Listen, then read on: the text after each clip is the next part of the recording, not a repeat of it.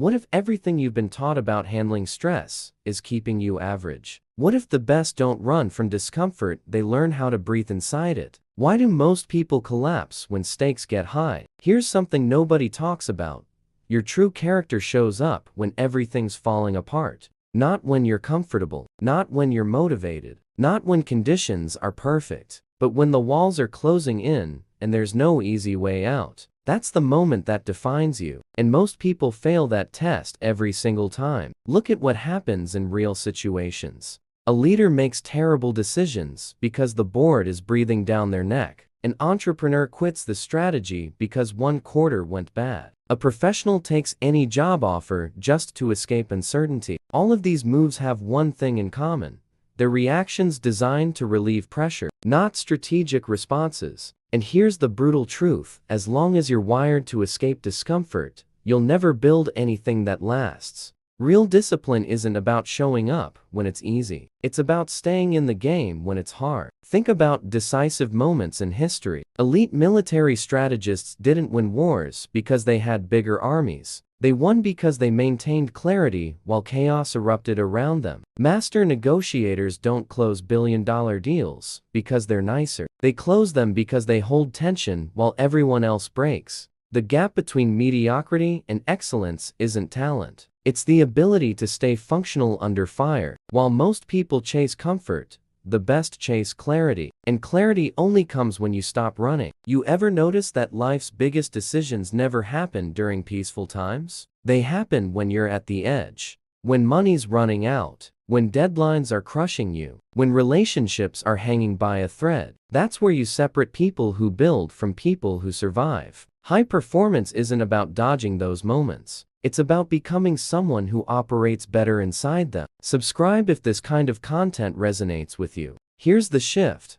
Pressure never disappears. It's always there. The difference is learning to use it as fuel instead of an excuse. So the real question isn't, how do I avoid pressure? The question is, how do I become someone who makes better decisions when it shows up? That answer changes everything. How stress exposes your real operating system. There's a principle most people never grasp. You don't really know yourself until you're tested. Doesn't matter how many seminars you attended, how many podcasts you consumed, how many times you wrote goals in your journal. None of that matters when reality puts you in the corner. Pressure doesn't create who you are. It reveals you. And most people hate what they see when the mask comes off. Think about crisis moments, not minor setbacks. I'm talking about when everything collapses simultaneously. When the deal falls through, savings evaporate, and everyone doubts you. What happens then? Your real programming appears. Some people freeze completely. Others rage and blame.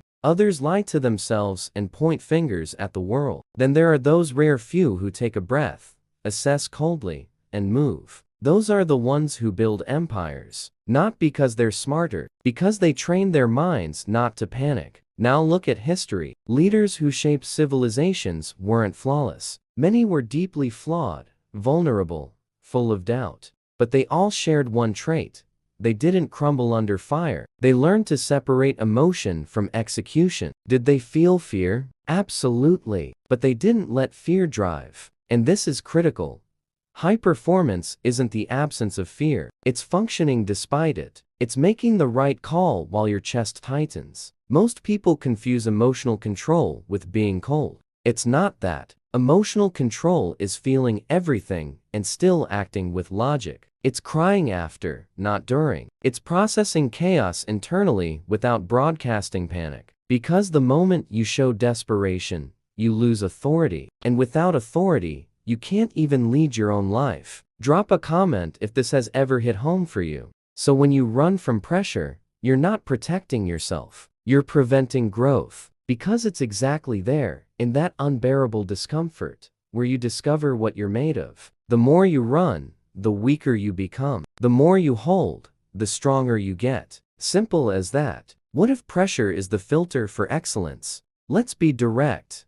The world doesn't need more comfortable people. There are plenty already. What's missing are people who take the hit and stay standing. And here's the truth nobody wants to hear. Pressure is the filter. It separates talkers from doers, dreamers from builders, People who want it from people who can handle it. Consider any domain of excellence. Elite athletes train under constant pressure. Surgeons operate in life or death situations. Investors make billion-dollar decisions in seconds. They all share something. They develop the capacity to sustain tension without falling apart. And it wasn't because they were born that way. It's because they understood that avoiding pressure is avoiding growth. The more you back down, the smaller you become. The more you face it, the bigger you grow. Now think about your daily life. How many times do you postpone a difficult conversation because you don't want the discomfort? How many times do you choose the safer path? Not because it's better, but because it's less risky. That's not strategy. That's self-sabotage disguised as prudence. Because deep down, you know, every time you run, you lose a piece of your confidence. Every time you face it, you gain a piece of your identity. And identity isn't built in comfort. It's forged in fire. Look at master negotiators. They don't close deals by avoiding tension. They close them by sustaining it. While the other side starts cracking because they can't handle the silence, they breathe easy. While someone drops their price seeking immediate relief, they wait. High performance is exactly this. Control under pressure. It's not about not feeling. It's about not reacting. If this content is helping you, hit the like button. It helps the channel continue. And here's the point. You can fake competence when everything's calm. But when pressure rises, the mask falls. And everyone sees who you really are. So the question isn't if you'll face pressure. You will. The question is, when it arrives, will you collapse or decide? High performers seek pressure instead of peace. Here's something that goes against everything you've been taught. The best don't avoid pressure. They seek it out. Not because they're gluttons for punishment, but because they understand that pressure is where transformation happens. High-level mindset isn't about relaxing. It's about voluntarily placing yourself in situations that force evolution. Think about championship athletes. They don't train in ideal conditions. They train at the limit. Exhausted, in pain, under scrutiny. Why? Because they know the body only changes when it's forced. The mind works the same way. If you only do what's comfortable, you never expand. You stay in the same place, repeating the same patterns, getting the same results. Then you complain that life doesn't change. Life doesn't change because you don't change. And you don't change because you don't put yourself in situations that force change. Look at what happens in high-demand environments. Billion-dollar startups don't come from comfortable teams. They come from crews operating under absurd pressure, projects that seem impossible, timelines that make no sense, resources that don't exist. And that's exactly where magic happens. Because when you have no choice, you find solutions you never would have found in comfort. Real focus doesn't come from motivation. It comes from necessity. And necessity only appears when pressure is high. Now think about the most important moments in human history. Revolutionary inventions, scientific breakthroughs, decisive military strategies. None came from someone relaxing on a beach. All came from someone under extreme pressure, searching for a way out. Pressure doesn't kill creativity. It forces it. It demands the mind work at another level. And the more you train to operate this way, the more natural it becomes. So here's the truth.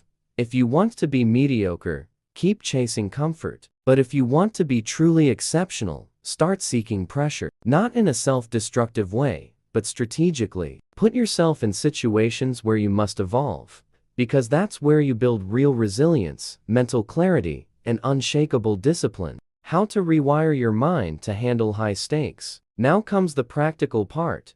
How do you actually train this? Because understanding is one thing, application is another, and the gap between the two defines everything. The good news: holding pressure is a skill, not a gift, not luck. Training. And the more you train it, the better you get. First, stop avoiding discomfort. That's simple. Every time you feel that urge to postpone, to escape, to take the easy path, do the opposite. Not because it's heroic, but because each time you face it, you reinforce a mental pattern. And patterns define who you are. Every decision under pressure that you make with clarity is a brick in building an unbreakable mindset. Second, Observe your stress response. Do you freeze, explode, run? Most people don't even notice. They stay on autopilot, reacting the same way every time. High performance starts with awareness. When you notice the pattern, you gain power to change it.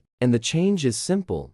Breathe, observe, act. Don't react. Respond. There's a massive difference between reacting and responding. Reaction is automatic. Response is strategic. Third, seek controlled pressure situations. Put money on the line. Make public commitments. Enter competitive environments. Not to suffer, but to train. Because when real pressure comes, you'll already have the mental muscle developed. It won't be your first time, and people who've been through it have a brutal advantage over those who never train. Fourth, understand that pressure never ends. It just changes levels. So if you're waiting for a day when everything gets easy, forget it. Doesn't exist. What exists is you getting stronger. And when you get stronger, what used to break you now challenges you. And what challenges you now, tomorrow builds you. If this video opened your mind, subscribe to the channel. Hit the bell so you don't miss the next content. Comment below which part hit you hardest.